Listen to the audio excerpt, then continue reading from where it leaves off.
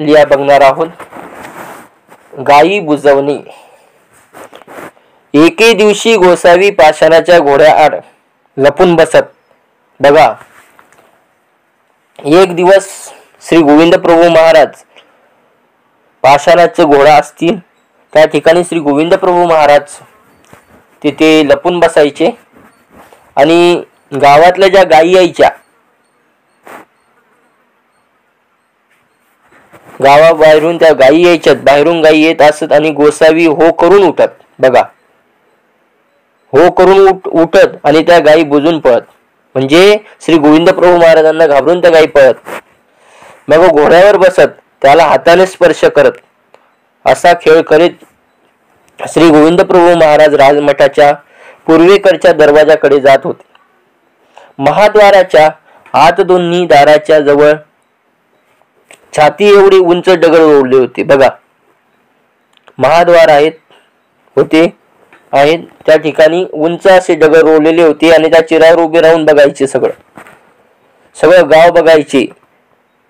गावाच्या बाहेर प्रदेश पाहत आणि संध्याकाळच्या वेळेस दुभत्या गायी येत होत्या.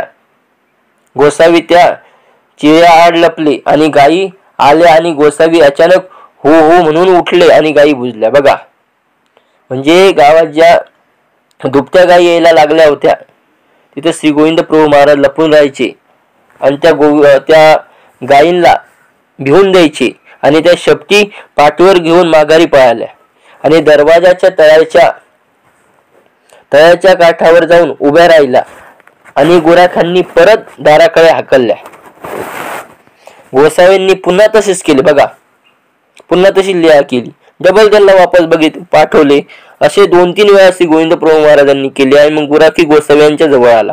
बघा, श्री गोविंद प्रभू महाराजांना प्रार्थना करू लागला, विनंती करू लागला, रावळो गायी गावात जाऊ द्या. बघा, विनंती करू लागला. तरी त्यांची तान्ही वासरे भुकेली आहेत. जे लहान लहान वासरे आहेत म्हणे ते भुकेले आहेत, त्यांना जाऊ द्या. मालक आम्हाला ज्यांच्या गायी आहेत त्यांचे मालक आम्हाला रागवतील.